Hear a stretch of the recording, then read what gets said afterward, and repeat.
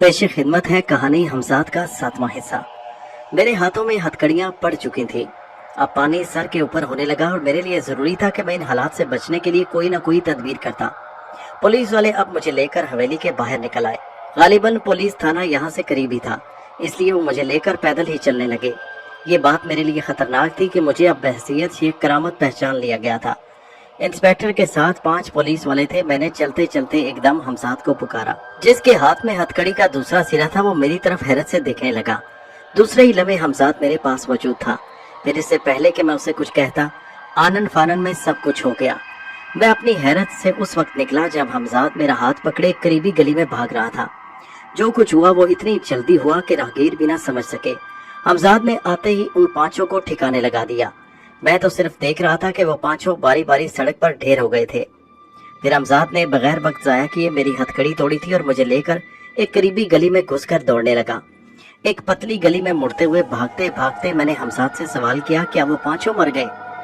जी हाँ, उनका जिंदा रहना खतरनाक था, क्योंकि बहसीयत शेख करामत वो आपसे वाकिफ हो चुके थे। और मेरा तो ख्याल है कि अब नरगिस का जिंदा रहना भी किसी तरह ठीक नहीं, क्योंकि आप पूरे मेरठ में सिर्फ वही आपको बहसीयत शेख करामत जानती है और पहचानती है। मैंने उस वक्त हमजाद की बात का जवाब ना देते हुए उसे एक सवाल किया, हमारी मंजिल कहाँ है? वैली बाजार। क्या आप उस सराय को भूल गए जिसमें आपने मेरठ आकर पहली रात गुजारी थी? कुछ देर बाद ही जब मैं सराय के कमरे में सुकून से बैठा तो एक मरतबा फिर हमजाद को तलब किया, जो मुझे सराय तक पहुंचाकर ये कहकर रुखसत हो गया था कि वो बेगम पुल जाकर जरा हालात मालूम करके आता है कि हमारे वहां से फरार होने के बाद पुलिस ने क्या कदम उठाया। हमजाद के आते ही मैंने उससे पूछा, कोई तशवीश की बात तो नहीं? नहीं, ऐसी तो कोई बात नहीं, हमजाद ने जवाब दिया। उसकी वजह यह है कि सिवाय नरगिस के आपका हुलिया यहाँ कोई जानने वाला नहीं। बेगम पुल पर खलबली मची है और अब पुलिस के आला हुकाम की मौजूदगी में 5 पुलिस वालों की लाशें उठाई जा रही हैं। सभी पुलिस वालों की इस तरह अचानक मौत पर हैरान है और तरह तरह की क्या सराइयां हो रही हैं। पुलिस इस सिलसिले में निहायत मुस्तैदी का सबूत दे रही है। पुलिस के कुछ अफसरान नवाब साहब कोठी पहुंच चुके हैं। वो गालिबन नरगिस से आपके बारे में मजीद कोई मालूमात फराहम करके कोई कदम उठाना चाहते हैं। अब सिर्फ चंद लम्हों का वक्त है कि नरगिस को भी रास्ते से हटा दिया जाए। इसलिए अभी जब आपने मुझे तलब किया, पुलिस नवाब साहब की कोठी में दाखिल हुई थी। अब मेरे ख्याल से अब तक वो नरगिस से गुफ्तगू ना कर पाए होंगे। अगर नरगिस ने उन्हें आपका हुलिया और शक्लो शुबात बता दी तो कुछ उलझन पैदा हो सकती है। हमजाद ने सवालिया नजरों से मेरी तरफ देखा। नहीं, इसकी जरूरत नहीं, सिर्फ हुलिये से कुछ नहीं होता। हमें इस बेदर्दी से कत्लो गारत का बाजार गर्म नहीं करना चाहिए। और फिर तुम जानते हो कि मुझे नरगिस पसंद है। मुझे उसके बारे में बताओ, उस पर मेरे फरार होने का क्या रद्द-ए-अमल है? वो बुरी तरह खौफजदा दिखाई देती है। हालांकि जिस वक्त मैंने उसे देखा था उस तक ये इतला नहीं पहुंची थी कि आप पुलिस की हिरासत से निकल गए हैं, हमजाद ने मुझे बताया। और फिर उसी रात हमजाद ने मुझे इत्तला दी कि पुलिस ने तमाम पुलिस स्टेशनों तक मेरा हुलिया पहुंचा दिया। रेलवे स्टेशन और शहर से बाहर निकलने के तमाम रास्तों पर सख्त पहरा बिठा दिया गया। नवाब साहब ने आला हुकाम का नाक में दम कर दिया। वो हर कीमत पर मुझे गिरफ्तार देखना चाहते हैं। कुछ दिनों बाद से मेरठ में अजीबो गरीब अमवात के सबब आला हुकाम खुद भी इस तरफ मुतवज्जो हो गए और अब 5 पुलिस वालों की बयावकत मौत ने तो पुलिस को और बौखला दिया। हमजाद ने यह भी इतला दी कि मेरठ के बड़े अफसरान ने फौरी तौर पर फैसला किया कि इस सिलसिले में तहकीकात के लिए दारुल हुकूमत से कुछ ज़हीन अंग्रेज अफसरान आला अफसरान की खिदमत हासिल की जाएं। मुझे नवाब साहब और पुलिस की सरगर्मियों के बारे में एक एक इतला मिलती रही। नवाब साहब ने वाकई अच्छा खासा हंगामा खड़ा कर दिया था। मैंने हमजाद से अपने हुलिये के बारे में सुनकर पहली फुर्सत में सराय के नाई को अपने कमरे में बुलवाकर मूंछें मुंडवा दी। मैं जानता था कि नरगिस ने मेरे हुलिये में यकीनन उनका जिक्र किया होगा। उसके अलावा हमजाद से मैंने निहायत मामूली दर्जे का लिबास मंगवाकर पहन लिया। अब मुझे दूर से देखकर पहचानना जरा मुश्किल था। जब मैं इन तमाम बातों से फारिग हो गया और जरा रात भी बीत गई तो मैंने हमजाद को एक मर्तबा फिर तलब करके कहा, क्यों, कैसी रही अगर आज नरगिस भी मेरे पहलू में हो? हमजाद मेरी बात सुनकर उछल पड़ा, अरे क्या गजब कर रहे हैं आप, अभी तो इतना हंगामा हो चुका और फिर वो लड़की हरगिज काबिल एतमाद नहीं। वो सब कुछ जाकर कह देगी और आपका यहाँ रहना भी हराम हो जाएगा। पुलिस वैसे ही आपकी तलाश में है। नरगिस को पता कब चलेगा कि वो कहाँ है? तुम क्या बच्चों जैसी बातें करते हो? मैंने हमजाद से हंसकर कहा। फिर आपने मूंछें ख्वाम खाम मुंडवाई, कल उसकी इतला भी पुलिस को पहुंच जाएगी। क्या मैं गलत कह रहा हूँ? हाँ, ये बात तो जरूर है, मगर तुम्हें एक बात बताऊं, नरगिस आखिरकार एक लड़की है। जब उसने सुना होगा कि मैं 5 पुलिस वालों को कत्ल करके फरार हो गया हूँ, तो वो यूं भी मेरी तरफ से खौफजदा होगी। फिर जब वो देखेगी मैंने उसे दोबारा उठवा लिया तो वो यकीनन इस कदर डर जाएगी कि अपने बाप से मेरे बारे में कुछ कहने की हिम्मत नहीं कर पाएगी। मैं तुमसे जो कह रहा हूँ वो करो। अब तकरीबन आधी रात गुजर चुकी है, सराय में हर तरफ सन्नाटा है। मैं दरवाजे खुले रखूंगा ताकि तुम आसानी से अंदर दाखिल हो सको। जाओ, जो मैं कह रहा हूँ उस पर अमल करो। हमजाद मेरी बात सुनकर नरगिस को लेने चला गया। गर्मियों के दिन थे और चांदनी रातें। बहुत से मुसाफिरों ने अपनी चारपाइयां सराय के कच्चे सहन में बिछा रखी थी। मैं बरामदे में खड़ा हुआ हमजाद के लौटने का इंतजार कर रहा था। चंद लम्हों बाद ही मुझे हमजाद फिजाओं में तैरता नजर आया। उसके हाथों में जो जिस्म था उसके बारे में मुझे यकीन था कि वो नरगिस ही का जिस्म है। वो अब आहिस्ता आहिस्ता बुलंदी से नीचे उतर रहा था। मैं कमरे की तरफ मुड़ने ही वाला था कि उसी वक्त मेरी समात से किसी की आवाज टकराई। कोई तकरीबन चीखते हुए भूत भूत का नारा लगाकर अपने आसपास सोए हुए लोगों को जगा रहा था। मेरे देखते ही देखते एकदम सराय में जाग हो गई। ये सूरत हाल तो बड़ी खतरनाक थी। मैं घबरा गया, मगर अब जैसे ही मेरी नजरें आसमान की तरफ उठी मेरा दिल हमजाद की जहानत पर झूम उठा। अब नरगिस का जिस्म बुलंद तर होता जा रहा था और फिर चंद ही लम्हों में बिल्कुल नजर आना गायब हो गया।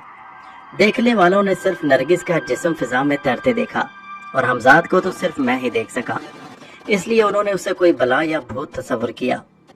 हमजाद ने जब ये महसूस किया होगा कि सराय वाले जाग गए हैं तो नरगिस के जिस्म को वापस ले गया ताकि मैं किसी और उलझन या परेशानी का शिकार न हो जाऊं। उसका ये फैसला मेरे हक में था।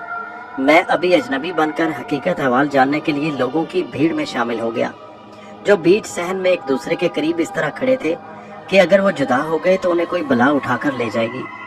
एक मनहीफ शख्स कह रहा था। मैं पेशाब करने के लिए उठ रहा था कि अचानक मेरी नजर ऊपर उठ गई। बस क्या बताऊं, मेरे हवास जाते रहे। वो यकीनन कोई चुड़ैल थी।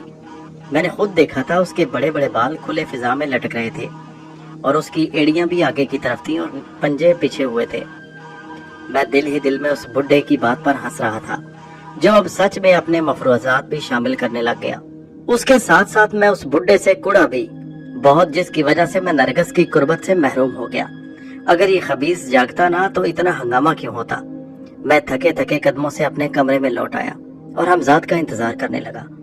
कुछ ही देर बाद हमजाद आ गया तो मैंने उससे कहा, ये तो बहुत बुरा हुआ, ख्वामख्वाह बना बनाया खेल बिगड़ गया, लेकिन खैर तुमने बहुत होशियारी का सबूत दिया, वरना मेरे लिए मुश्किल पैदा हो जाती। और कुछ ठहर जाओ, उसके बाद उसे उठा कर लाना। हमजाद मेरी बात सुनकर चौंक पड़ा। आप भी कमाल करते हैं। आपको यकीन है कि जो लोग नरगिस को देख चुके हैं वो इतने बाहिम्मत हैं कि निहायत आराम और बेखौफी से सो जाएंगे। खौफ की वजह से उनमें से किसी को सुबह तक नींद नहीं आएगी। मेरा ख्याल है कि आज रात आप सब्र कर लें। जिंदगी में बहुत सी हसीन रातें आएंगी।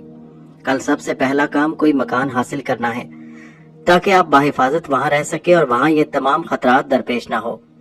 हमजाद के समझाने पर आखिरकार मुझे मजबूर होना पड़ा और खाली आगोश सो जाना पड़ा।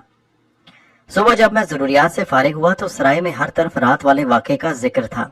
कई लोगों ने मुझे रोककर इस सिलसिले में बात करना चाही, मगर मैंने इसमें अपनी अदम दिलचस्पी का इजहार किया और ये कहता हुआ आगे बढ़ गया कि मैं तो अपने कमरे में आराम से सो रहा था, मुझे कुछ नहीं मालूम और ना मैं इन खुराफात पर अकीदा रखता हूँ। जिन लोगों ने रात नरगिस के जिस्म को देखा वो कसमें खा खा कर एक दूसरे को यकीन दिलाने की कोशिश में मसरूफ थे। मैं चुपचाप अपने कमरे में आ गया। कुछ देर बाद हमजाद कमरे में दाखिल हुआ। वो अपने साथ काफी कपड़े और दूसरी चीजें लाया था। ये कपड़े खासे कीमती मालूम होते थे। वो कहने लगा, इन्हें पहन कर देख लीजिए, ये आपके जिस्म पर ठीक है कि नहीं। वैसे मैं अच्छी तरह देख कर लाया हूँ, ये आपके सही आने चाहिए। हमजाद ने कपड़े मेरी तरफ बढ़ाते हुए कहा, मगर ये सब किस लिए लाए हो? कल तुमने मुझे मामूली किस्म के कपड़े ला कर दिए थे, बल्कि शायद मैंने खुद ही तुमसे मंगवाए थे ताकि मेरा हुलिया कुछ न कुछ बदल जाए। मैंने हमजाद से कहा, ये कपड़े उन कपड़ों से कतई मुख्तलिफ हैं। इन्हें पहनना इसलिए ज़रूरी है कि आप कोई साहिब हैसियत आदमी नजर आए, क्योंकि आज आपको एक मकान खरीदना है, नया मकान। मगर रुपया तो वही हवेली में रह गया है। मैंने कहा, जी नहीं, ये देखिए वो बक्सा भी यहीं उठा लाया हूँ, और अगर आप कहें तो आपका बाकी सामान और कपड़े भी ला दूँ। नहीं, फिलहाल रहने दो, जब नया मकान ले लेंगे तो तुम मेरी हवेली का सब सामान उठाकर नए मकान में ले आना। मैंने हमजाद को जवाब दिया। पुलिस ने आपकी हवेली सील कर दी है, हमजाद ने मुझे बताया। उसके बाद मैंने जल्दी जल्दी कपड़े बदले और शेरवानी की तमाम जेबों में रुपए ठोंस कर हमजाद के हमरा सराय से निकलकर मैंने हमजाद से पूछा, मगर चलना कहाँ है? हमजाद ने मेरी बात सुनकर जवाब दिया, पहले यहाँ से तो निकलिए, यहाँ भी आपको पहचानने वाली अभी एक शख्सियत मौजूद है। मैंने हैरत से पूछा, इस बाजार में? जी हाँ, क्या आप शांति की नायिका मीना बाई को भूल गए हैं? अभी चंद कदम आगे उसका कोठा है, हमजाद ने मुझे बताया, और ये सुनकर मेरी रफ्तार कुछ और तेज हो गई। जल्दी हम वैली बाजार की हदूद से निकल गए। हमजाद ने मुझे यक्का करने का इशारा किया, लेकिन मैं उससे कहूंगा किधर जाने का? मैंने हमजाद से पूछा तो हमजाद ने जवाब दिया, कैसरगंज। फिर उस रोज खासी दौड़ धूप के बाद मैंने कैसरगंज में एक खूबसूरत सा मकान खरीद लिया। यहाँ मैंने अपना नाम खुर्शीद अहमद खान शेरवानी बताया था। अब मैं इस नए नाम के साथ यहाँ एक नई जिंदगी का आगाज करना चाहता था। उस मकान के बाहर खूबसूरत बाग भी था और अंदर मकान भी खासा बड़ा था। मालिक मकान अब्दुल जब्बार खान की उम्र कोई ज्यादा नहीं थी, वो मुश्किल से 30 के लगभग लग रहा था। पिछले दिनों उसके बाप का इंतकाल हुआ था। बाप ने काफी जायदाद छोड़ी थी, मगर जब्बार ने एक ही साल में सब कुछ ठिकाने लगा दिया था, और अब ये आखिरी मकान भी फरोख्त करके वो अपनी बूढ़ी माँ को लेकर खैर नगर दरवाजे के एक छोटे से मकान में मुंतकिल हो रहा था। मैंने हमजाद से जब्बार के बारे में तमाम मालूमात हासिल कर ली, इसलिए कि वो मुझे पहली ही नजर में बड़े काम का आदमी दिखाई दिया था। जुआ, औरत और शराब उसकी कमजोरी थी। हमजाद को फौरी तौर पर उस इलाके में मकान हासिल करने के लिए किसी ऐसे ही आदमी की तलाश थी ताकि वो खुद भी फौरन राजी हो जाए। हमजाद ने मेरी पुरानी हवेली से, जिसे पुलिस ने सील कर दिया था, तमाम जरूरी सामान लाकर नई हवेली में उसी दिन मुंतकिल कर दिया। जाहिर है अब बेगम पुल वाली हवेली मेरे लिए कतई बेकार थी। उस रात मैं बेचैनी से वक्त गुजरने का मुंतजिर था कि किसी तरह आधी रात गुजरे तो मैं हमजाद के जरिए नरगिस को उठवा लूं। ये तो मेरे शहवानी जज्बात की तस्कीन के लिए बहुत जरूरी था। दूसरी तरफ मैं बूढ़े नवाब और खुद नरगिस को उनकी हरकत की सजा देना चाहता था। हालांकि मेरे इम्कान में यह भी था कि कोई और लड़की उठवा लेता, मगर मैंने एक तीर से दो शिकार करने के लिए यही मुनासिब ख्याल किया कि आज नरगिस को ही बुलाया जाए। इस तरह मैं अपने दुश्मन नवाब साहब को भी रूहानी कर्ब में मुब्तला कर सकता था। इस मर्तबा भी मेरा ही फैसला था कि नरगिस को वापस ना किया जाए। ये सारा वक्त मैंने बड़े इस्तराब और बेकली में गुजारा। खुदा खुदा करके जरा रात ढली तो मैंने हमजाद को तलब करके नरगिस को उठा लाने का हुक्म दिया। चंद ही लम्हों बाद नरगिस मेरी मसहरी पर महवे ख्वाब थी। मैं तेजी से उसके करीब पहुंचा और उसे जगा दिया। मेरे चेहरे पर नजर पड़ते ही उसने चीखना चाहा, मगर मैंने फौरन उसके मुंह पर हाथ रखकर सख्ती से कहा, अगर तुमने जरा भी चीखने चिल्लाने की कोशिश की तो इस मर्तबा वाकई तुम्हें जिंदा नहीं छोड़ूंगा मैं। मुझे नरगिस की आंखों में आंसू तैरते नजर आए। मैंने उसके मुंह से हाथ हटा लिया। तुमने देखा कि तुम कभी मेरी दस्तरस से बाहर नहीं हो। तुमने मेरी मोहब्बत से नाजायज फायदा उठाकर मुझे फंसवाने की कोशिश की, लेकिन मुझ पर हाथ डालने के लिए बड़ा दिल गुर्दा चाहिए बीबी। मुझे इतराफ है कि तुम्हारा अय्याश बाप बड़े असर और रसूख का मालिक है, मगर मेरे आगे तुम्हारा बाप है ही क्या। अच्छे अच्छे पानी भरते हैं। अब देखता हूँ कि वो तुम्हें किस तरह मेरी आगोश से छीनता है। अगली सुबह कपड़े तब्दील करके हमजाद को बुलाया। नाश्ता वगैरह मंगवाने के लिए सोच रहा था कि मुझे दरवाजे पर दस्तक सुनाई दी। मेरे माथे पर शिकने पड़ गईं। कौन हो सकता है? मुझे तो यहाँ कोई जानता ही नहीं। मैंने कमरे की खिड़की खोली और बाहर झांका। वो अब्दुल जब्बार था, वही अब्दुल जब्बार जिससे मैंने ये मकान हासिल किया था। मगर ये अब क्यों आया है? मैं कुछ समझ ना सका। मैं कमरा खोलकर बरामदे से गुजरता हुआ बड़े दरवाजे तक पहुंचा और उसे अंदर बुला लिया। मैंने उसे बाहर वाले कमरे में बिठाया। वो हैरत से कमरे की सजावट और कालीनों को देख रहा था। एक ही दिन में मकान की शक्ल बदल कर रह गई थी। वो गालिबन इसी बात पर हैरान था। उसका चेहरा उतरा हुआ था और आंखें सुर्ख थीं, जैसे वो रात भर सो न सका हो।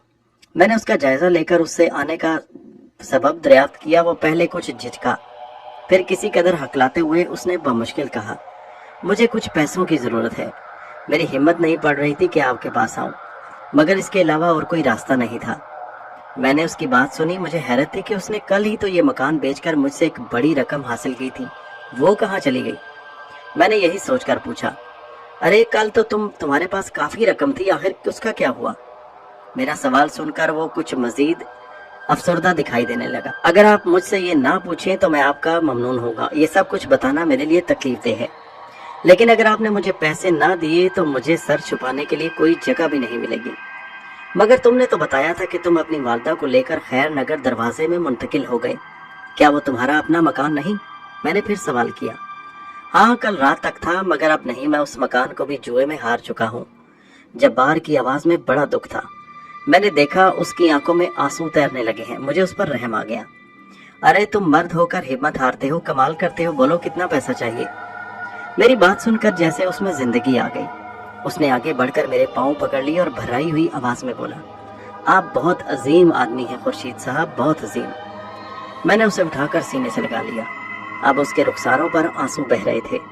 कुछ देर बाद जब उसकी तबीयत संभली तो मैंने उसे एक बड़ी रकम दी, जिसे देखकर वो हैरान रह गया।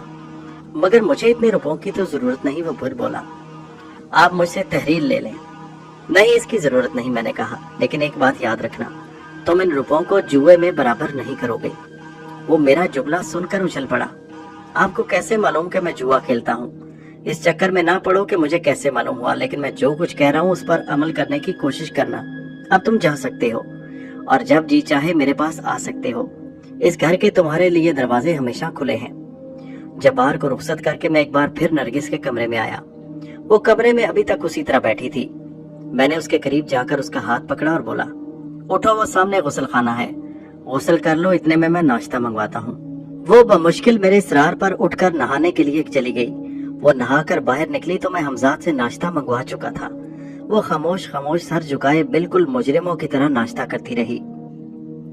सुनो, अब अगर तुमने यहाँ से भागने की कोशिश की तो तुम्हारी टांगे तोड़ दूंगा, समझी तुम? वो मेरी बात सुनकर खामोश रही। मैं उसे कमरे में बंद करके दूसरे कमरे में आकर सो गया। शाम के करीब मैं सोकर उठा और नरगिस के कमरे में पहुंचा तो वो जाग रही थी। खुदा मालूम वो सोई थी या नहीं। उसने मुझे अजीब सी नजरों से देखते हुए एक अजीब जुमला कहा, क्या इस तरह तुम समझते हो कि तुम मेरी मोहब्बत हासिल कर लोगे? मैंने कहा, इससे तुम्हारा मतलब क्या है?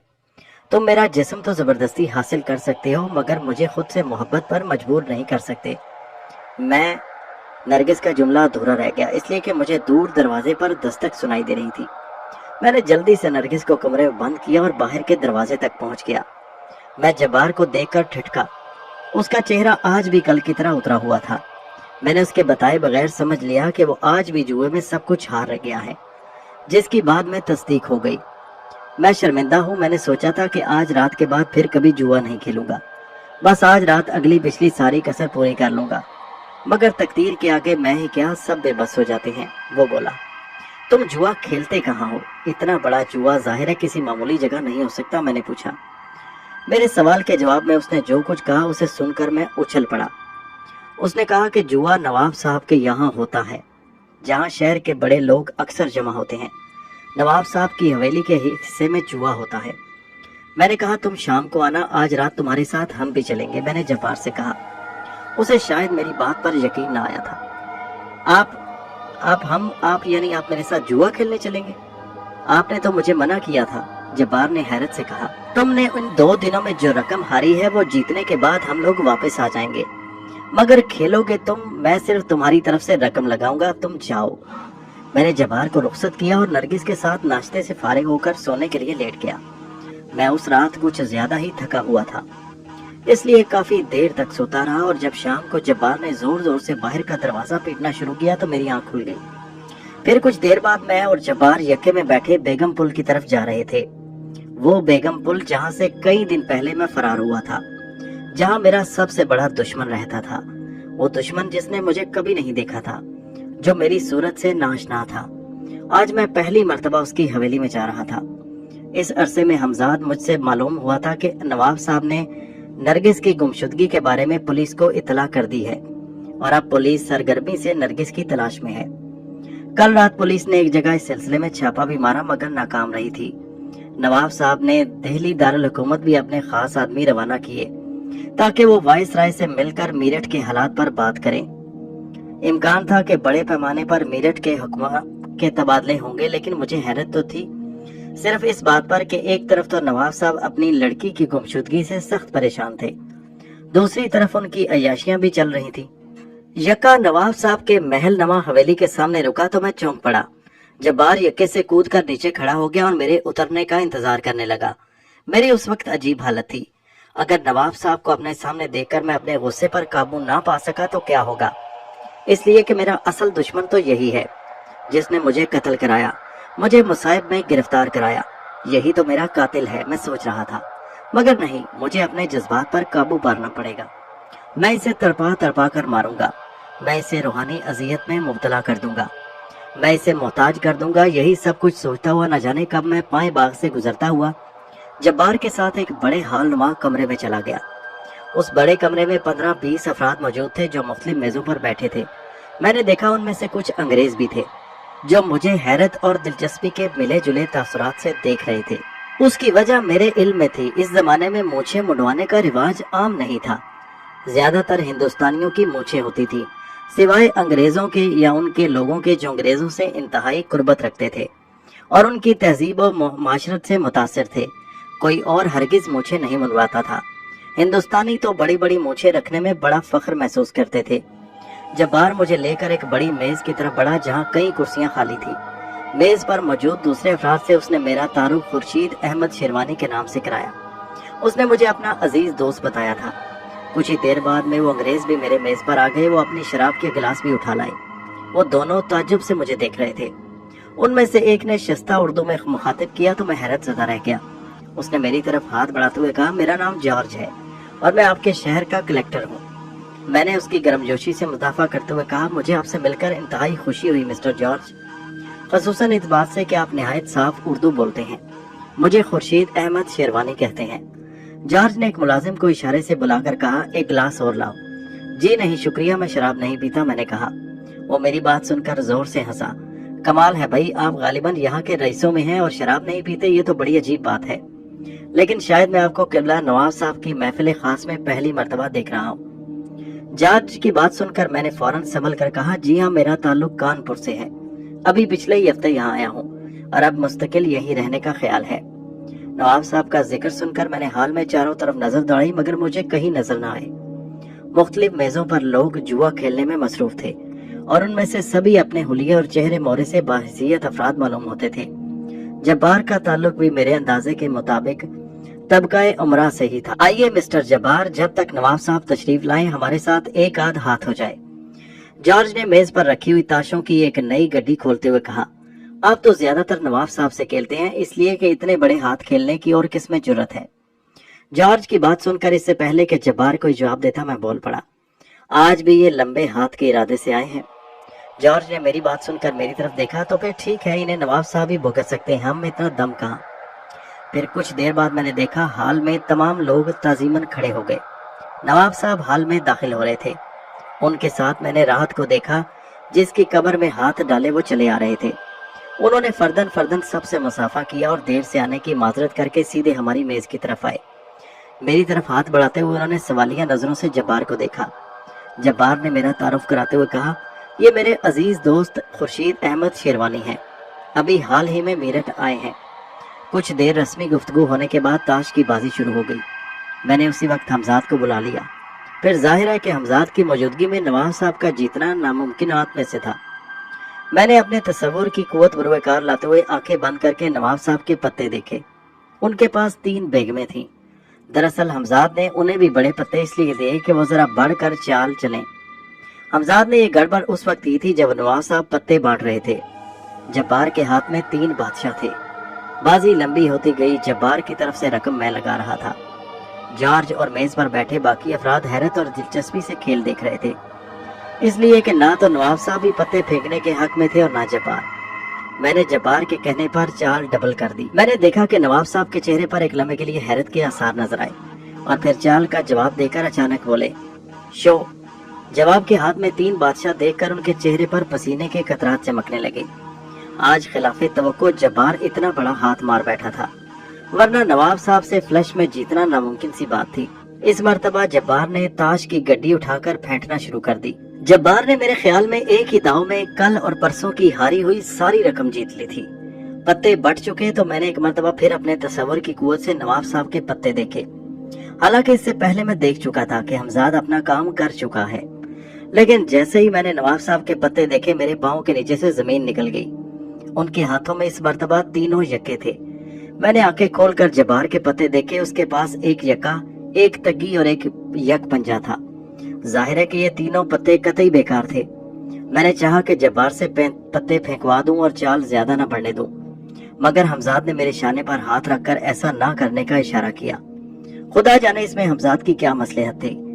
वो बार बार मुझे चाल बढ़ाने पर उकसाता रहा। अब बाजी फिर तकरीबन उतनी ही हो गई जितनी इससे पिछली थी। जब्बार के चेहरे पर घबराहट के आसार थे। उसने मेरी तरफ बेबसी से देखा। मैंने आहिस्ता से कहा, खेलते रहो।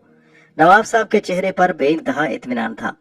अब उन्होंने अपने तीनों पत्ते मेज पर उलट के रख दिए और पत्ते देखे बगैर बाजी लगा रहे थे। जाहिर है कि ताशुब में 3 यक्कों से बढ़कर कुछ हो नहीं सकता था, इसलिए वो उस वक्त तक बाजी लगाने पर आमादा थे जब तक जब्बार ही जीना छोड़ जाए। जब्बार ने भी अपने पत्ते उल्टे करके मेज पर रख दिए और खेल जारी था, यहाँ तक कि मेरी सारी जेबें खाली होने लगी। अब मेज पर पड़ी हुई रकम पिछली बाजी से चौगुनी हो चुकी थी। मेज का बड़ा हिस्सा रुपयों से भरा हुआ था। नवाब साहब ने अपना मुलाजिम भेजकर कुछ और रुपया मंगाया और उस बाजी पर लगा दिया। हमजाद ने जब ये देखा कि अब मेरी जेबें तकरीबन खाली होने वाली हैं तो उसने शो कराने के लिए इशारा किया। जब्बार का चेहरा पसीने से तरबतर था। वो सख्त घबराया और परेशान नजर आ रहा था। हालांकि उससे बाजी बढ़ाते रहने के लिए खुद मैंने कहा था। अब वो अगर हारता तो उसमें उसका कोई कसूर नहीं था। वो तो बहुत पहले पत्ते फेंकने को तैयार था। मैंने जब्बार से शो कराने के लिए कहा तो नवाब साहब मुस्कुरा कर बोले, शो क्या कराते हो साहबजादे, ख्वामख्वाह तुम्हें खिफत होगी। फिर उन्होंने अपने सामने पड़े हुए 3 पत्तों में से पहला पत्ता शो किया। ये ईंट का यक्का था। अचानक मेरा माथा ठनका। ईंट का यक्का तो जब्बार के पास था, मैंने सोचा। और ये देखो, नवाब साहब ने ये कहकर बाकी 2 पत्ते भी शो कर दिए। वो तगी और पंजे थे। नवाब साहब आंखें फाड़ फाड़ कर अपने पत्ते देख रहे थे। ये कैसे हो सकता है? ये कैसे हो गया? मेरे पास तो 3 एके थे। नवाब साहब सर पकड़कर बैठ गए और बुड़बुड़ाते रहे। फिर मेरे कहने पर जब्बार ने अपने पत्ते शो किए तो एक लम्हे के लिए उसके चेहरे पर भी हैरत के आसार आ गए। फिर वो खुशी से चीखा, 3 एके इधर है नवाब साहब, ये देखिए। लेकिन ये तीनों एके मेरे पास थे। ये खुली बेईमानी है। नवाब साहब का चेहरा गुस्से से सुर्ख हो गया। नवाब साहब माफ कीजिएगा, हम सब की मौजूदगी में निहायत साफ खेला हूँ। अब वाकई हार चुके हैं। हम खुद पूरी तवज्जो से खेल रहे थे। जब्बार ने कुछ नहीं किया।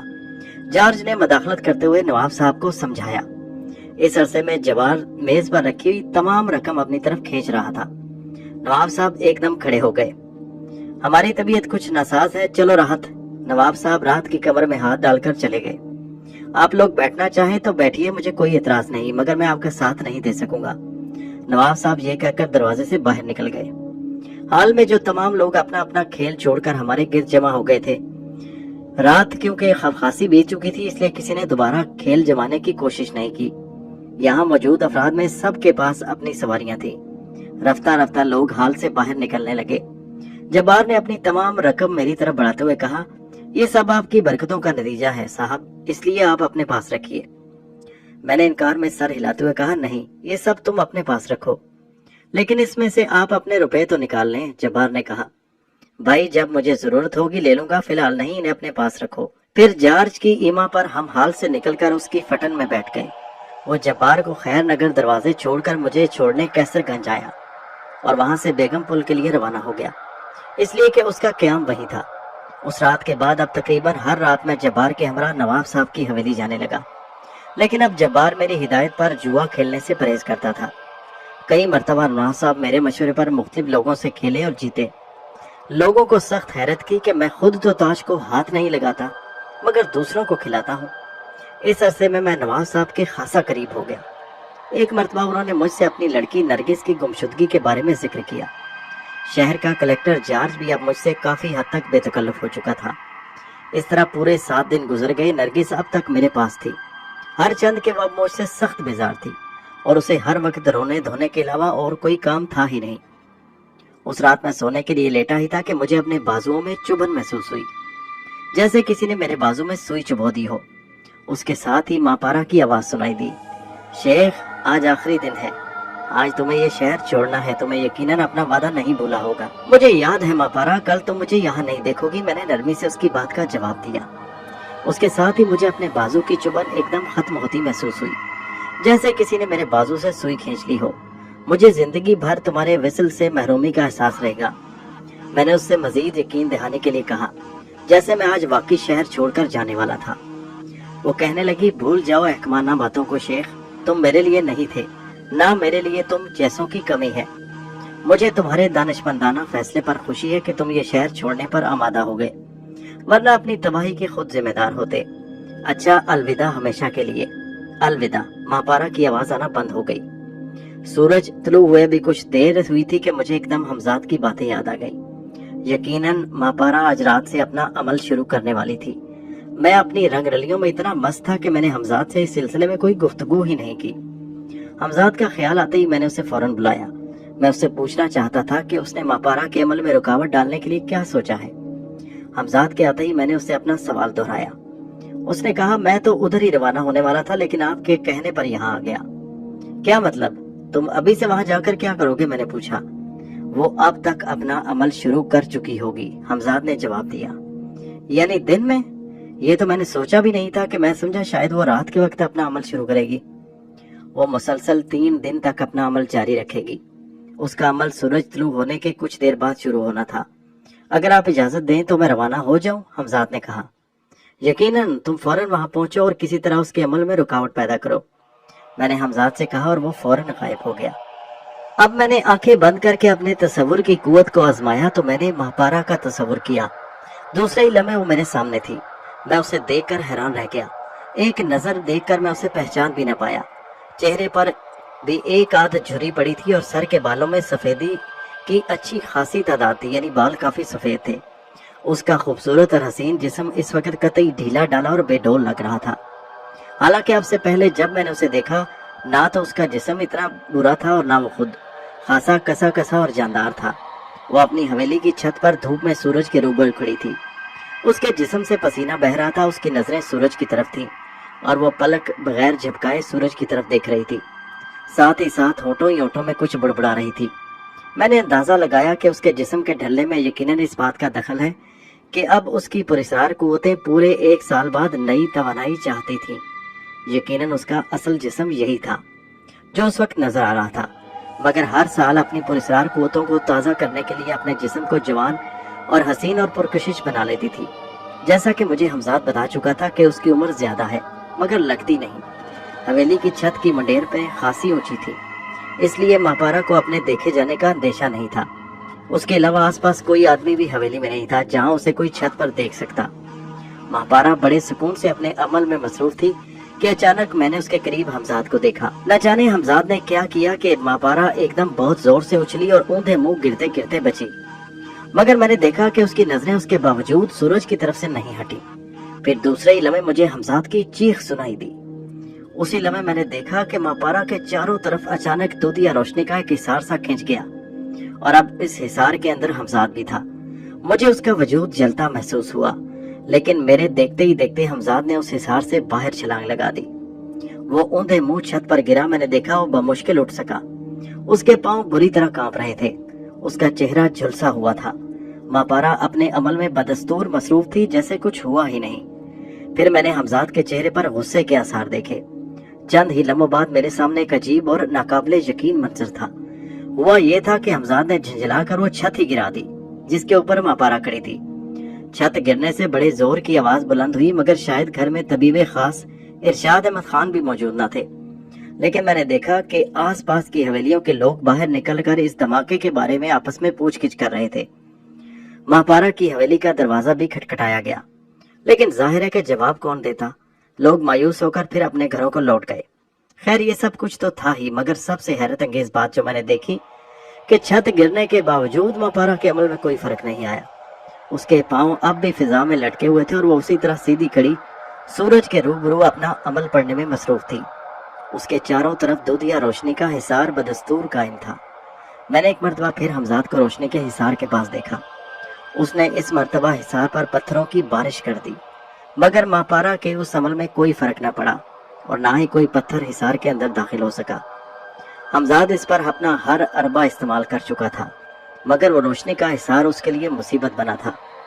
दोपहर 12 बजे तक यही खेल जारी रहा। उसके बाद मैंने देखा मापारा ने एकदम आंखें बंद कर ली और उसका जिस्म आहिस्ता आहिस्ता नीचे उतरने लगा। मैंने देखा कि हमजाद अब वहां से गायब हो गया था। उसके साथ ही अचानक मेरी नजरों से सारा मंजर गायब हो गया और आंखों के सामने सिर्फ अंधेरा रह गया। मैंने घबरा कर आंखें खोली और फौरन हमजाद को तलब किया। ये क्या हुआ? अब क्या होगा? तुम तो कह रहे थे तुम उसके अमल में रुकावट डाल सकोगे, मैंने हमजाद से पूछा। हमजाद थकी थकी आवाज में बोला, अभी 2 दिन और बाकी है, जो होगा देखा जाएगा। मैंने अपनी तमाम कुव्वतें सर्फ कर दी कि किसी भी तरह उसका अमल रुक जाए, मगर आपने खुद देख लिया कि मुझे उल्टा नुकसान ही हुआ। अगर मैं उस हिसार से बाहर छलांग लगाने में जरा भी देर करता तो मेरा वजूद जलकर खाक हो जाता। आप देख रहे हैं कि मेरा जिस्म और चेहरा बुरी तरह झुलस गए हैं। हमजाद बात करते करते रुका तो मैंने उससे एक और सवाल किया, उस अमल के बारे में तुम्हें और क्या क्या तफसीरात मालूम है? हमजाद ने मुझे बताया, ये अमल जैसा कि मैंने आपको पहले भी बताया कि सूरज तुलू होने के कुछ देर बाद शुरू होता है और मुसलसल 3 दिन तक किया जाता है, अब तक कि सूरज निस्फ नहार तक न पहुंच जाए। इसके बाद पुरस्कार कुव्वतें आमिल को अपनी हिफाजत में ले लेती हैं। इस दौरान ना तो माहपारा किसी से मिलेगी और ना बात करेगी और ना ही उससे कोई नुकसान पहुंचाया जा सकता है, बल्कि इसके बरक्स अगर कोई कुव्वत उसे इस दौरान हमला करे उस पर तो उसकी जान खतरे में पड़ने का खदशा होता है। इसलिए मैं वापस आ गया। जो कुछ हो सकता है वो सिर्फ उसके अमल पड़ने के दौरान हो सकता है। हमजाद खामोश हो गया। शायद इसीलिए उसके बाद मेरी तस्वर की कुव्वत भी उसे देखने में नाकाम हो गई। मैंने हमजाद से सवाल किया, जी हाँ यही वजह होगी, मगर जब तुम वहां से चले थे तो तुमने क्या देखा? वो कहने लगा, मैंने देखा कि मापारा आंखें बंद छत के गिरे हुए मलबे पर उतरी, फिर वो उसी तरह आंखें बंद किए मलबे से गुजरकर अपने कमरे की तरफ बढ़ने लगी। उसी वक्त मैंने देखा कि उसके चारों तरफ से बेशुमार सांप न जाने कहां से रेंगते आए और उसके जिस्म पर रेंगने लगे। फिर उसने अपने कमरे में दाखिल होकर अंदर से दरवाजा बंद कर लिया। उसके बाद मैं चला आया। हमजाद एक लम्हे के लिए रुका और फिर ठंडी सांस लेकर बोला, काश हम 2 होते। मैं हमजाद की बात ना समझा। 2 से तुम्हारी क्या मुराद है? मेरा मतलब है हमजाद से था। 2 अशखास के हमजाद मिलकर बड़ी कुव्वत बन सकते हैं। अगर किसी शख्स के बस में उसका हमजाद होता और वह शख्स हमारा दोस्त होता तो इस वक्त सूरत हाल यकसर मुख्तलिफ होती। हम 2 मिलकर यकीनन मापारा पर भारी पड़ते। हमजाद की बात सुनकर मैं बोला, तुमने मुझे ये बिल्कुल नया ख्याल समझाया है। काश तुम पहले मुझे बताते तो कोई ना कोई इंतजाम हो सकता था। हमजाद ने पूछा, यानी कि किसी को इस बात पर तैयार किया जा सकता है कि वो अपने हमजाद को काबू में करे। अमल मैं उसे बता सकता था, मैंने कहा, लेकिन ऐसा शख्स कौन हो सकता है? अब भी क्या बिगड़ा है? हमें तो बहरहाल बकौल आपके इसी शहर में रहना है, और अगर नहीं भी रहना तो मापारा से तो टकराना ही है। ऐसी सूरत में हमारे लिए बेहद सूदमंद साबित हो सकती है, हमजाद ने कहा, लेकिन अब उसके लिए भी वक्त चाहिए। 41 दिन से पहले तो किसी भी सूरत में कोई शख्स अपने हमजाद को काबू में नहीं कर सकता, और फिर ये खदशा भी है कि उसका अमल पूरा हो पाएगा या नहीं। मैं बोला, लेकिन आप उस शख्स का नाम तो बताइए जिससे आप ये अमल शुरू करवाना चाहते हैं, वो है कौन? हमजाद ने पूछा। मेरे जहन में जब्बार का नाम था। वो यूं भी मेरी बड़ी इज्जत करता था, फिर मैं उसका मोहसिन भी हूँ। इसके अलावा जब वो हमजाद के बारे में सुनेगा और उसकी पुरस्कार कुव्वतों का इसे इल्म होगा तो यकीनन अमल करने के लिए तैयार हो जाएगा, मैंने हमजाद से कहा। हमजाद ने मेरे ख्याल से इत्तफाक किया। फिर उसी दिन जब्बार मेरे पास बैठा निहायत संजीदगी से हमजाद की पुरस्कार कुव्वतों के बारे में सुन रहा था। मैंने उसके सामने चंद अमली मुजाहिरे भी किए। वो बेइंतहा मुतासिर हुआ और हमजाद का अमल करने पर राजी हो गया। मैं उसे इस अमल के बारे में जरूरी हिदायत देने लगा। सुनो, तुम्हें अमल के बारे में किसी को कुछ नहीं बताना कि तुम हमजाद को काबू करने के लिए अमल कर रहे हो, और इसके अलावा तुम्हें अमल के दौरान जो वाकयात पेश आए उनका जिक्र भी किसी से नहीं करना। अलबत्ता मुझे जरूर बता सकते हो। अमल के दौरान शराब और दीगर नशावर चीजों से मुस्तकिल दूर रहना और गोश्त खाना कतई तर्क करना पड़ेगा, और तुम किसी भी दिन पेट भरकर खाना नहीं खा सकोगे। हमेशा अमल के दौरान अपनी असली खुराक से कुछ कम ही खाओगे। इसके अलावा इस दौरान तुम औरत से दूर रहोगे, बल्कि बेहतर यह है कि तुम इन दिनों में किसी औरत से मिलाप ना करो। तुम्हें अपने मकान में एक अलग कमरा अमल करने के लिए मुंतखब करना पड़ेगा। इस कमरे को पहले साफ सुथरा करना, और अगर हो सके तो बेहतर यह है कि उस कमरे की दीवारों पर कली करा लो। जब उससे फारिग हो जाओ तो अमल से पेशतर कमरे को अच्छी तरह धूप वगैरह दे लेना। इस कमरे में सिवाय तुम्हारे और कोई दाखिल नहीं होना चाहिए। सिर्फ एक लंगोट बांधोगे। अमल रोजाना मुकर्रर वक्त पर बिला नागा करना पड़ेगा। जब तुम ये तमाम तैयारियां मुकम्मल कर लोगे तो मैं तुम्हें वो दिन बताऊंगा जिस दिन से तुम्हें अमल शुरू करना है, इसलिए कि चांद की पहली तारीखों में ये अमल शुरू करने से अमल की कामयाबी के ज्यादा इम्कानात होते हैं, बल्कि चांद की पहली तारीखों ही में अमल शुरू करना चाहिए, और वो दुरुस्त है। मैं काफी देर तक जब्बार को हमजाद के अमल से मुतल्लिक हदायत देता रहा और काफी देर बाद उसे रुखसत किया। मैंने उसे अभी वो अमल नहीं बताया था जिसके जरिए वो अपने हमजाद को काबू में कर सकता था, इसलिए कि अभी चांद की पहली तारीखों में कम से कम 10 दिन बाकी थे। दूसरे दिन सुबह में फिर माहपारा को देख रहा था। अब वो अपनी हवेली के दूसरे करीबी छत पर अमल में मसरूफ थी। मैंने देखा कि हमजाद ने उस दिन भी इंतहाई कोशिश की, कि मापारा की तवज्जो किसी तरह सूरज की तरफ से हटा दे। लेकिन इन्हीं कोशिशों में दोपहर के 12 बज गए और हमजाद नाकाम मेरे पास लौट आया।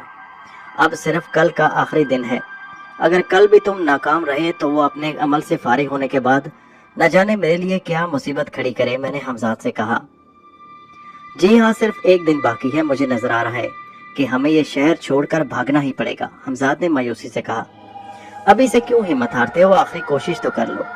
फिर तीसरी सुबह बहुत क़यामत खेज थी। जब हमजाद रवाना हुआ तो मैंने उससे कहा, अगर तुम उसका कुछ बिगाड़ नहीं सकते तो कम से कम उसे रुसवा तो कर सकते हो। मेरी बात सुनकर हमजाद चौंका। मैं आपकी बात का मतलब नहीं समझा। मेरे कहने का मतलब यह है कि अगर आज भी खुदा न खास्ता तुम नाकाम होने लगो तो तबीब खास की पूरी हवेली को खंडर में बदल दो। जाहिर है कि इस तरह मापारा फिजा में मोहल्लक हो जाएगी और फिर सारा मेरठ नजारा देखेगा। फिर वाकई ऐसा ही हुआ।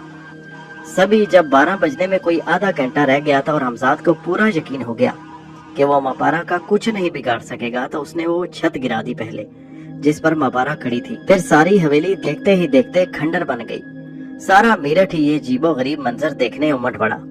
खुशकिस्मती से उस दिन भी तबीब खास इरशाद अहमद खान हवेली में नहीं थे, वरना मलबे में दब जाती मापारा। अपनी हवेली के मलबे के ऊपर फिजा में मोहल्लक थी और उसके चारों तरफ दूधिया रोशनी का हिसार कायम था। शायद तबीब खास को भी किसी ने इस हादसे से मुतला कर दिया था। वो भी नीचे सड़क पर मजमा के साथ सहमे हुए शर्मिंदा से खड़े थे। लोगों की समझ में नहीं आ रहा था कि ये सब क्या हो रहा है। एक अजीबो गरीब और नाकाबिले यकीन मंजर उनके सामने था। वो सब हैरत से बुत बने मापारा की तरफ देख रहे थे। ये खबर शायद आग की तरह पूरे मेरठ में फैल चुकी थी। बेगम पुल में हजूम बढ़ता जा रहा था। कुछ ही देर में वहां मुझे कलेक्टर जॉर्ज, नवाब साहब और दीगर मौजूदीन शहर नजर आए। सभी हैरत ज़दा और दम बखुद थे। आधे घंटे में अच्छा खासा हंगामा हो गया। मेरे जज्बा इंतकाम को मापारा की रसवाई से काफी सुकून मिल रहा था, लेकिन ये आधा घंटा हवा की तरह गुजर गया। इसके साथ ही मुझे अपने तसव्वुर की कुव्वत खत्म होती नजर आई। मैंने देखा कि मापारा का जिस्म आहिस्ता आहिस्ता नीचे उतर रहा है। फिर वो मलबे पर उतरकर सीधी खड़ी हो गई। अब उसका जिस्म फिर पहले की तरह पुरकशिश, हसीन और जवान दिखाई देने लगा था। मैंने देखा कि मजमा से कई नौजवान बेखुद से होकर उसकी तरफ बढ़े, जिन्हें मौका पर मौजूद पुलिस की भारी नफरी ने रोक दिया। मापारा ने मजमा की तरफ हाथ उठाकर किसी से कोई चादर मांगी। उस वक्त फौरन एक चादर उसे दी गई, जिससे उसने अपने जिस्म को ढांपा। अब वो कलेक्टर जॉर्ज और नवाब साहब के दरमियान खड़ी थी। उसके बाद अचानक मेरे तसव्वुर का सिलसिला मुनक़ता हो गया। उसी लम्हे हमजाद अपने करीब नजर आया। मैंने देखा वो घबराया था। मेरे कहने से पहले उसने जल्दी से कहा, पुलिस की एक भारी नफरी इस तरफ आने वाली है। मापारा ने सारे हंगामे की जिम्मेदारी आप पर डाल दी है। इसने नवाब साहब, कलेक्टर जॉर्ज और दूसरे आला हुकाम से आपके बारे में कहा कि आप चंद पुरस्कार ताकतों के मालिक हैं, जिनके जरिए आपने उसे इस हाल तक पहुंचाया और ये सारा हंगामा हुआ है। उसने पुलिस को बयान दिया कि वो अच्छी भली अपने कमरे में लेटी हुई थी कि एकदम उसे हवेली गिरती महसूस हुई। वो अपने कमरे से बाहर निकली और फिर उस पर अचानक बेहोशी तारी हो गई। उसे कुछ मालूम नहीं कि उसे किसने बेहोश किया, लेकिन बेहोश होने से पहले उसने हवेली में आपको दाखिल होते देखा था। फिर क्या और कैसे हुआ उसे कुछ मालूम नहीं। मापारा ने पुलिस को यह भी बताया कि आप बहुत दिन से उसके पीछे पड़े हुए हैं और कई मर्तबा उसे जबरदस्ती अपनी हवेली में भी ले गए हैं, जहां उसने नरगिस को भी देखा है। उसने पुलिस को हवेली का पता भी बता दिया है। हमजाद की बात सुनकर मैं भी खड़ा हो गया। अब क्या हो सकता है, मैंने हमजाद से पूछा। सिवाय फरार के अलावा और कोई रास्ता नहीं। पुलिस अब तक यहाँ पहुँचने वाली होगी। हमजाद जल्दी से मुझे किसी तरह लेकर रेलवे स्टेशन तक पहुँच गया और मैं प्लेटफार्म पर रेंगती हुई एक मुसाफिर गाड़ी में भागकर चढ़ गया। चंद ही लम्हे बाद ट्रेन ने रफ्तार पकड़ ली। मैं इतनी तेजी में भागा था कि टिकट भी ना ले सका। ना मेरे इल्म में था कि ये ट्रेन कहाँ जा रही है। मैंने एक सीट पर बैठते ही हमजाद को तलब करके उससे इस सिलसिले में पूछा। उसने मुझे बताया कि ट्रेन किस तरफ जा रही है। मैं अपनी सरगुज़श्त सुनने वालों को ये बता दूं कि उस जमाने में अलीगढ़ का नाम कौल था और मैं वहां जा रहा था, और इसकी हैसियत एक जिला की नहीं बल्कि एक तहसील की थी। इसे तहसील कौल कहा जाता था। हमजाद के रुखसत होते ही मुझे डिब्बे में टीटी दाखिल होता नजर आया। ट्रेन उस वक्त एक छोटे से स्टेशन पर खड़ी थी जहां से ये टीटी सवार हुआ था। ट्रेन मुश्किल से इस स्टेशन पर 2 मिनट ठहर कर फिर चल पड़ी। टीटी मुसाफिरों के टिकट चेक करता हुआ मुझ तक पहुंच गया। टिकट चेकर ने सवाल किया और मैं घबरा गया, लेकिन उसी वक्त मैं फिर हमजाद को तलब कर चुका था। उसने टीटी की तरफ देखकर कहा, कितने टिकट चाहिए? मैं महसूस कर चुका था कि हमजाद ने मेरी जेब में लातादाद टिकट भर दिए हैं। वो शायद पूरी ट्रेन के मुसाफिरों के टिकट उड़ा लाया था। टीटी मेरी बात सुनकर बौखला गया। मुझे ये सुनकर बड़ी हंसी आई कि अब मुसाफिरों का क्या हाल हुआ होगा जिनके टिकट हमजाद उड़ा लाया था। मैं अभी यही सोच रहा था कि फिर एकदम ट्रेन के ब्रेक लगे। लोग आपस में चहमगोइयां करने लगे। वो रेलवे के महकमे पर लानत मलामत कर रहे थे कि इस छोटे स्टेशन पर ये ट्रेन कभी रुकती नहीं, मगर आज खिलाफे तवक्को यहाँ भी रुक गई। ट्रेन आहिस्ता होते होते बिल्कुल रुक गई। लोगों ने नीचे उतरकर मालूम करना चाहा कि मालूम करें कि ट्रेन यहाँ क्यों रुकी है, मगर किसी को भी डिब्बे से उतरने की इजाजत न मिली। हर डिब्बे के दोनों दरवाजों पर मुसल्लह सिपाही मुतय्यन थे, जिन्होंने मुसाफिरों को अपने अपनी सीटों पर बैठे रहने की तलकीन की थी। कुछ मुसाफिरों के कहने पर मेरे डिब्बे पर मुतय्यन पुलिस वाले ने बताया कि हमें मेरठ से हुक्म मिला है कि इस ट्रेन को रोक दिया जाए, क्योंकि इसमें एक निहायत खतरनाक मुजरिम सफर कर रहा है। मेरठ के अफसरान बाला का हुक्म है कि उनके पहुंचने से पहले किसी भी मुसाफिर को ट्रेन से न उतरने दिया जाए। वो खुद आकर मुजरिम को शिनाख्त करेंगे। जब तक आला अफसरान यहाँ तक ना पहुँच जाए, ट्रेन यहीं खड़ी रहेगी। आप लोगों से गुजारिश है कि इत्मीनान से अपनी सीटों पर बैठे रहें। अगर आप में से किसी ने डिब्बे से उतरने की कोशिश की तो नतीजे के जिम्मेदार हम नहीं होंगे। पुलिस वाला ये कहकर खामोश हो गया। मेरी नजर उसके हाथ पर थमी हुई बंदूक पर थी, जिसका रुख डिब्बे की तरफ था। हालात से नबर्द आसमां होने के लिए मेरा जहन तेजी से काम करने लगा। मैं समझ गया कि मापारा ने अपनी पुरस्कार कुव्वतों से काम लेकर पुलिस के आला हुकाम को मेरे फरार से आगाह कर दिया है, वरना ये मुमकिन ही नहीं था कि पुलिस को ये इल्म होता कि मैं इस ट्रेन में सफर कर रहा हूँ। ये सोचकर मुझे मापारा पर शदीद गुस्सा आया और अपने बचने की फिक्र भी लाहक हुई।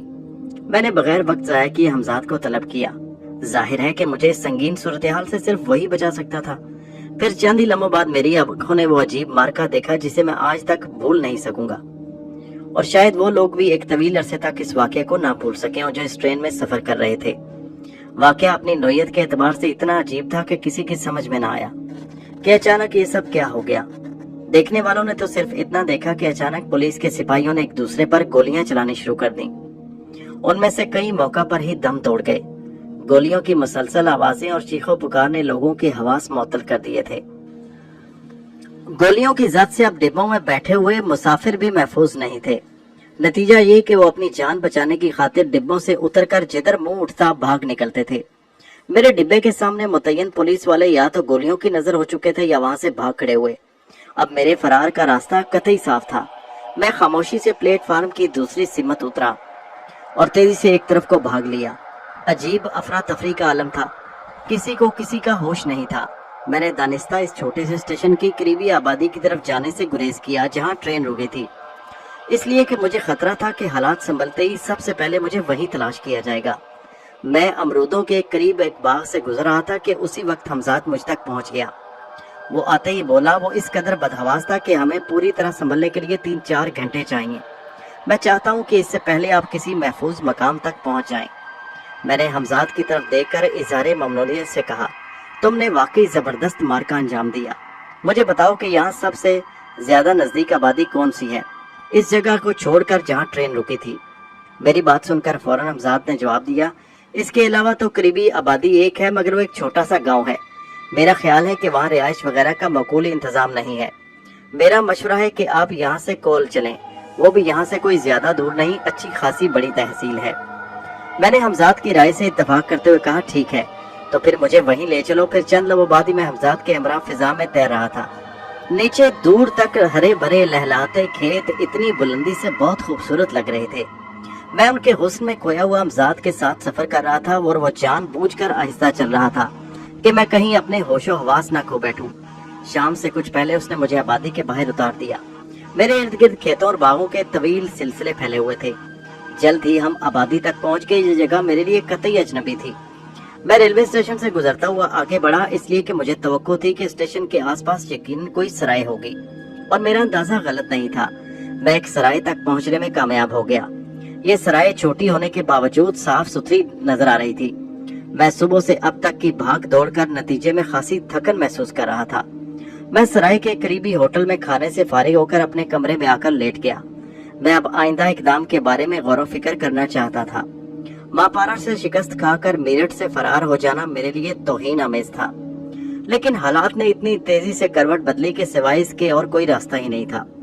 जब इंसान का जहन सोचते सोचते थक जाता है और वो कोई नतीजा अखज़ नहीं कर पाता तो फरार के रास्ते ढूंढने लगता है। मेरे ऊपर भी कुछ ऐसी ही कैफियत तारी थी। मैं रात ढलने का इंतजार करने लगा।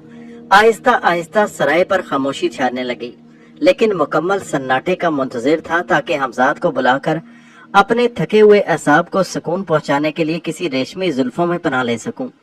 आखिर मुझसे सब्र न हो सका। मैंने हमजाद को बुलाकर अपनी ख्वाहिश का इजहार कर ही दिया। मेरी बात सुनकर वो बोला, गालिबन आप अभी मेरठ की सराय वाला वाकया नहीं भूले होंगे। अभी कुछ लोग जाग रहे हैं। मेरी तो ये राय है कि आज रात आप और सब्र से काम लें। कल दिन में कोई महफूज जगह तलाश करने और वहां मुंतकिल होने के बाद जो आपका जी चाहेगा करिए। मैं समझता हूँ कि आपका ये अमल एहतियात के तकाजों के मुनाफी है। मैं हमजाद की बात सुनकर झंझला गया। मैंने तुमसे इस बारे में कोई राय तलब नहीं की। मैं तुमसे जो कुछ कह रहा हूँ उस पर अमल करो। उसने मेरी बात सुनकर सर झुका लिया और बुझे हुए लहजे में बोला, जो आपका हुक्म। ये कहकर वो गायब हो गया और मैं बेचैनी से कमरे में टहलने लगा। टहलते टहलते काफी देर हो गई मगर हमजाद न लौटा। मैं गुस्से के आलम में कभी चारपाई पर बैठता और कभी टहलने लगता। आखिर खासे इंतजार करने के बाद वो आया। उसके हाथों पर जो जिस्म था उसे देखकर मैं ये भी भूल गया कि मैं उसके आने से पहले सख्त बेजारी और गुस्से की हालत में था।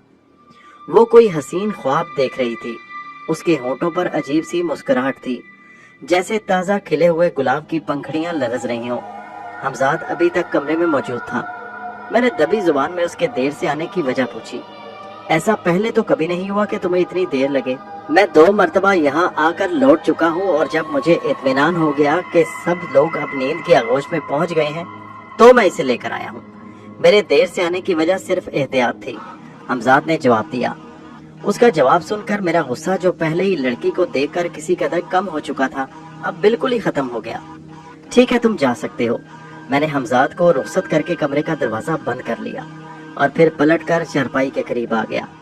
मेरा रवैया बहुत मोहतात था क्योंकि मुझे तजुर्बा था कि अमूमन लड़कियों पर इन हालात में 2 तरह के रद्द-ए-अमल होते हैं। या तो वो जागते ही खुद को एक अजनबी जगह और एक अनजाने शख्स के साथ देखकर एकदम हैरत ज़दा रह जाती हैं और उनकी जुबान गुंग हो जाती है, या वो जागते ही अचानक डर के चीखने लगती हैं। मेरी अपनी हवेली होती या कोई अलग रिहाइशगाह होती तो मैं इतना फिक्रमंद न होता, मगर यहाँ मामला बरक्स था।